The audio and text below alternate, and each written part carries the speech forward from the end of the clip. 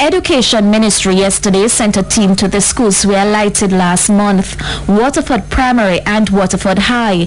Schools which some people argue could be at risk were fired to break out.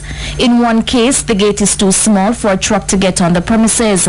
In the second, the layout limits how far the truck can go.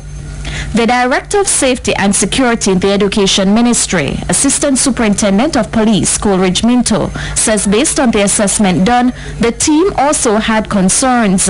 We have in fact noted that there are some limitations as it relates to the entrance of these schools, and should there be an emergency situation, there would be a problem with the fire trucks entering and doing a proper execution of their duties as it relates to any form of, especially fire emergency in those schools.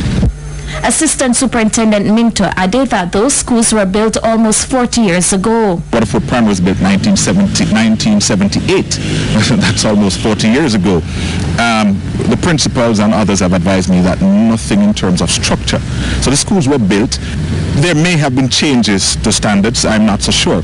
What we're concerned about is there is a limitation as it relates to fire personnel entering the school. Waterford Primary had a fire less than 5 years ago, and there was in fact this challenge and this limitation that was raised.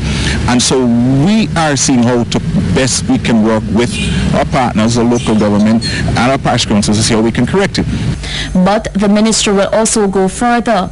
It will do an all-island audit of all schools to see whether or not this breach is just contained in St. Catherine or there's a much wider problem that we need to address. And so through the Office of the Chief Education Officer, during this school year, we will be issuing instructions for an audit to be done and to see whether or not there are other breaches that we need to correct. He insisted the move is part of the Ministry of Education mandate to ensure safety and security for all students, teachers and school administrators. Shamala Mitchell, TVJ News.